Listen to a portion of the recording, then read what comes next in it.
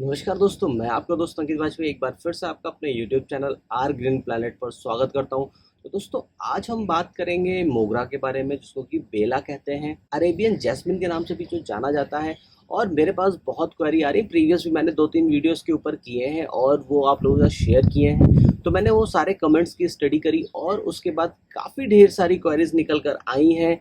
और इधर रिसेंटली भी काफ़ी सब्सक्राइबर हैं मेरे जो कि मुझसे बार बार पूछ रहे हैं कि सर इसके ऊपर आप एक वीडियो बनाइए।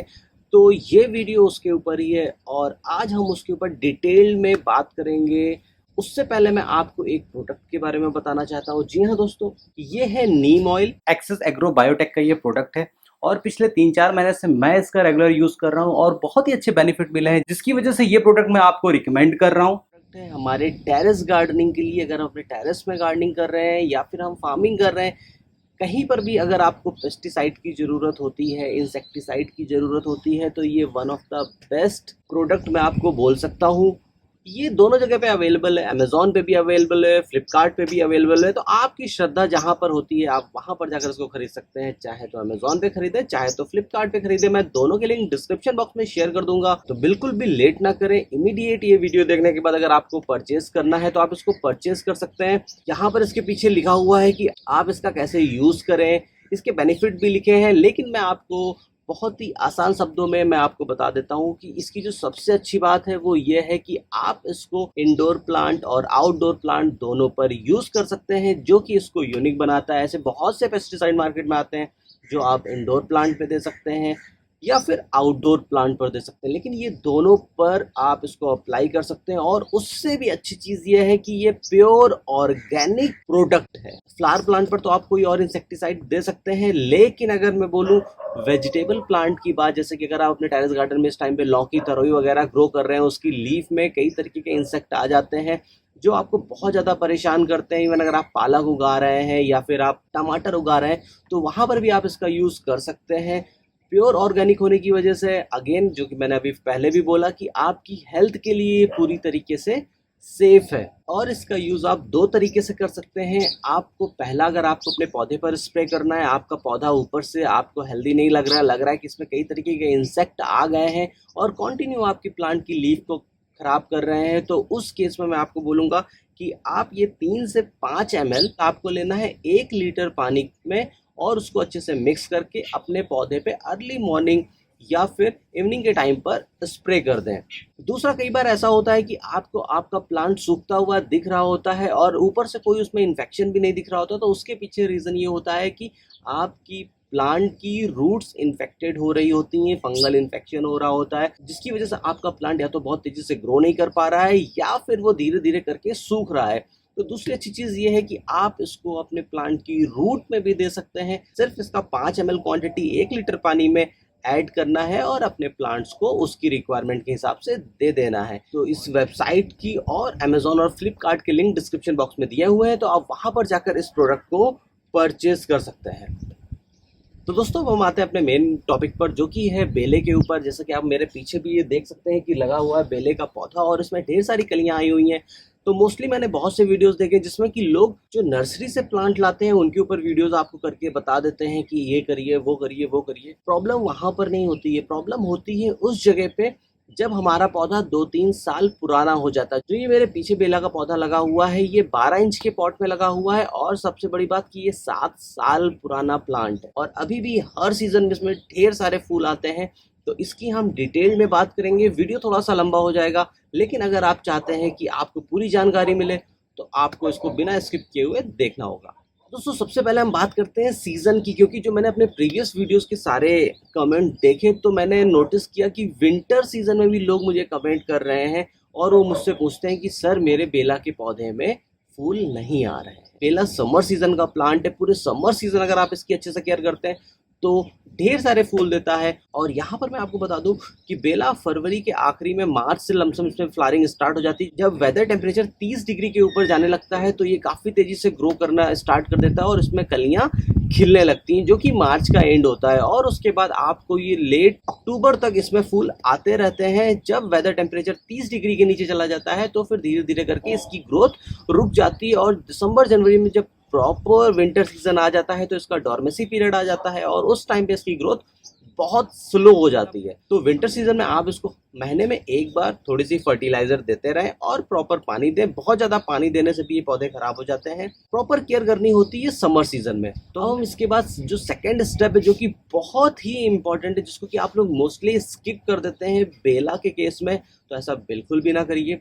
जब विंटर सीजन आने लगता है, जैसा कि मैंने आपको बताया कि अक्टूबर में जब टेम्परेचर 30 डिग्री के नीचे जाने लगता है, तो अक्टूबर के टाइम में इसमें फ्लावरिंग होना कम हो जाती है, ऑलमोस्ट खत्म हो जाती है। वो बिल्कुल राइट टाइम होता है। उस टाइम पे आपको अपने इस प्लांट की प्रूनिंग कर देनी है और इसको पॉट से बाहर निकाल कर इसकी ऑलमोस्ट जितनी भी रूट है आपको साफ कर देनी है। सिर्फ थोड़ी सी रूट रखकर इसको उसी पॉट में आपको फिर से शिफ्ट कर देना है, जैसा कि आप इस वीडियो में देख रहे हैं। ये करने से जो सबसे बड़ा बेनिफिट होता है, पहली चीज की अभी मैंने आपको बोला कि टेम्परेचर 30 डिग्री के नीचे आने लगा है, तो ये आपके प्लांट को सूखने नहीं देगा। इतनी रूट है कि ये पौधा अच्छे तरीके से ग्रो कर जाएगा। दूसरा ये करने का सबसे बड़ा रीजन होता है कि आप स्पेशली अगर मोगरा के पौधे को गमले में लगाते हैं, अगर जमीन में लगाए तो आपको फूलों की कोई दिक्कत नहीं होने वाली है। ऑलमोस्ट आपको हर साल उसमें फूल आएंगे। लेकिन अगर आप गमले में लगा रहे हैं, लिमिटेड स्पेस है, तो ये प्रॉब्लम आती है और उस टाइम पे आपको ये चीज कर देनी चाहिए। तो अक्टूबर के महीने में आप ये प्रोसेस कर सकते हैं।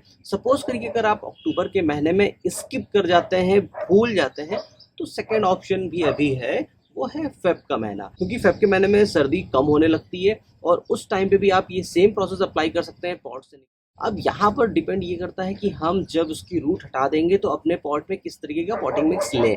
तो मैं आपको यहाँ पर सजेस्ट करता हूँ कि आप यहाँ पर ले लें 30% अपने गार्डन की मिट्टी और उसमें ऐड कर दें 30% सैंड, जिसको कि बालू या रेत कहते हैं, और उसमें ऐड कर दें 40% गोबर की खाद या वर्मी कंपोस्ट। और अब तीसरी बात हम कर लेते हैं पॉट साइज की। तो दोस्तों पॉट साइज़ हमेशा याद रखिए कि हर प्लांट की एक अलग रिक्वायरमेंट होती है। जैसे कि अगर हम फ्लावर प्लांट की बात करते हैं और स्पेशली बेला की बात करते हैं, तो इसको बहुत छोटे पॉट में ना लगाएं, अदरवाइज आपको रिजल्ट बहुत अच्छा नहीं मिलेगा। और बहुत बड़े पॉट में भी लगा देंगे तो कंपैरेटिव इसकी ग्रोथ स्लो हो जाएगी। तो अगर आपका प्लांट ठीक ठाक कंडीशन में आप नर्सरी से खरीद कर लेकर आए हैं जो 1 से 1.5 फीट का है, तो मैं आपको ये सजेस्ट करूंगा कि आप उसको 12 इंच के पॉट में लगाएं।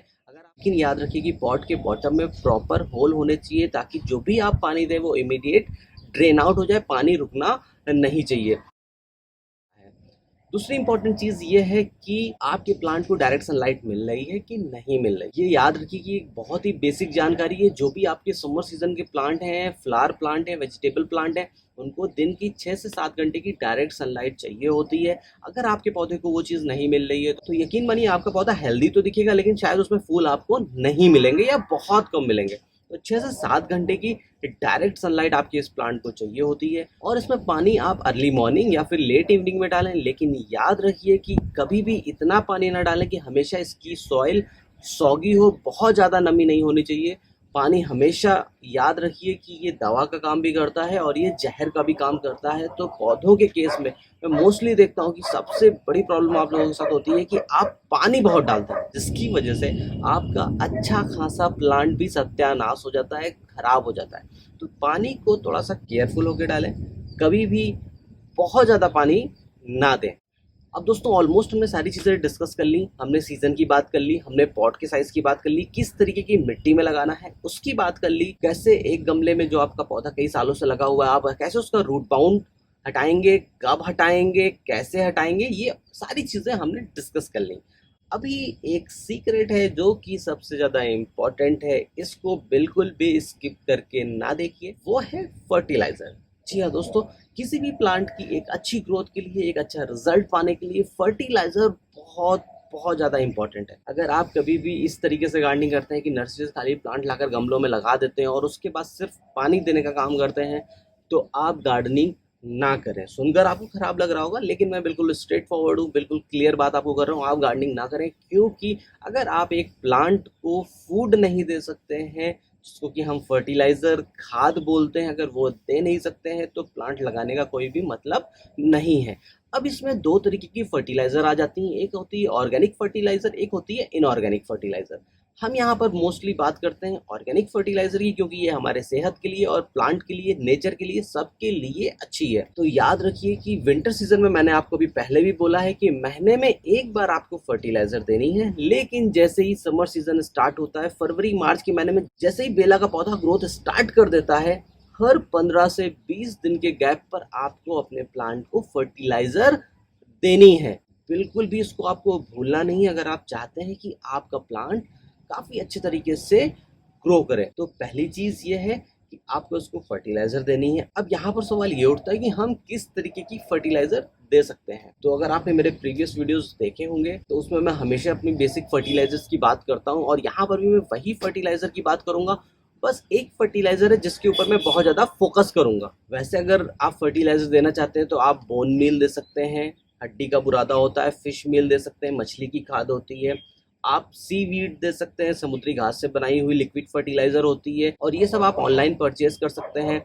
आप गोबर की खाद दे सकते हैं, वर्मी कंपोस्ट दे सकते हैं और नीम खली दे सकते हैं और जो सबसे इम्पोर्टेंट है वो है सरसों की खली भी आप दे सकते हैं। इसको देने के दो तरीके हैं। पहला, आप इसको पानी में डालकर 24 घंटे के लिए रख दें और उसके बाद उस पानी को अपने प्लांट को दें, और दूसरा तरीका ये है कि आप इसको लेकर आकर इसका पाउडर बना लें और वो अपने प्लांट को दें। फ्रीक्वेंसी होगी हर 15 दिन पे, लेकिन हमेशा एक फर्टिलाइजर न दें, बदल बदल कर फर्टिलाइजर दें, क्योंकि अगर आप एक फर्टिलाइजर देंगे तो कोई न्यूट्रिशन बहुत हाई हो जाएगा, कोई बहुत लो रह जाएगा। इसलिए हर बार आपको बदल बदल कर फर्टिलाइजर देनी है। और दूसरी चीज़, अगर आप गमले में बेला के पौधे को ग्रो कर रहे हैं तो याद रखिए कि उसमें एक बार में पूरी कलियां आती हैं और वो पूरी कली खिलने के बाद वो फिर से 15-20 दिन का टाइम लेता है रिकवर करने में और नई कलियां देने में। तो जब आपके प्लांट की ऑलमोस्ट सारी कलियां खिल जाए तो उसकी हल्की हल्की प्रूनिंग करके और उसमें फर्टिलाइजर दें। फर्टिलाइजर कभी भी डायरेक्ट ऐसे ना दें।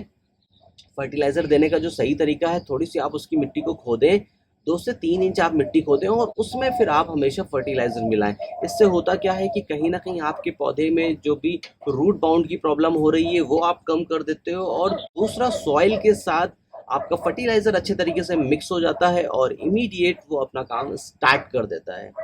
इसके अलावा एक और चीज़ जो कि मैं अभी बताने जा रहा हूँ वो है माइक्रो न्यूट्रिशन। ये बहुत इंपॉर्टेंट फैक्टर होता है। मोस्टली आप वीडियोस देखते हैं, इसकी बात कोई नहीं करता है अपने वीडियोस में।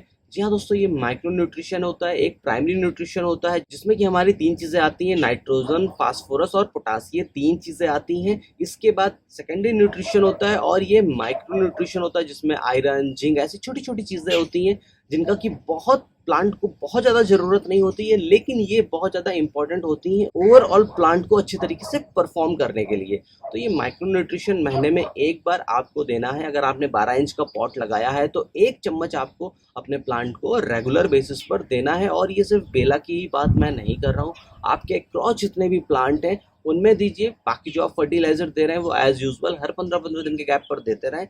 माइक्रो न्यूट्रिशन महीने में एक बार अपने पौधे में आपको देना है। 12 इंच के पॉट में 1 चम्मच, अगर पौधा थोड़ा सा हैवी है तो 1.5 चम्मच, बहुत ज़्यादा ना दें, 1 से 1.5 या 2 चम्मच रखें। ये डिपेंड करता है प्लांट की साइज और पॉट की साइज पर और उस टाइम पे वो किस तरीके से परफॉर्म कर रहा है। अगर उसका डॉर्मेसी पीरियड है, प्लांट ग्रोथ नहीं कर रहा है, तो आपको कम देना है। लेकिन अगर उसका मेन सीजन है, पीक टाइम है जिसमें कि उसमें वो ढेर सारे फल और फूल देने के लिए तैयार है, तो आपको 1.5 से 2 चम्मच या उससे ज़्यादा क्वांटिटी भी आप दे सकते हैं। तो इस तरीके से दोस्तों आप भी अपने टेरेस गार्डन में सालों साल इस बेला के पौधे को रख सकते हैं, हरा भरा, हेल्दी, और जिसमें आएंगे ढेर सारे फूल।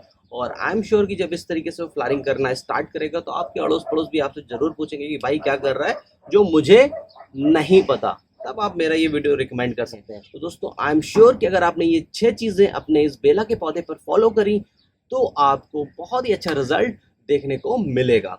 तो उम्मीद करता हूँ दोस्तों कि आपको मेरा वीडियो अच्छा लगा होगा। तो आप जो भी पहली बार मेरा चैनल देख रहा है तो प्लीज़ रेड कलर वाले सब्सक्राइब बटन को क्लिक करें और मेरे वीडियो सबसे पहले अपडेट पाने के लिए बेल वाले बटन को क्लिक करना बिल्कुल मत भूलें।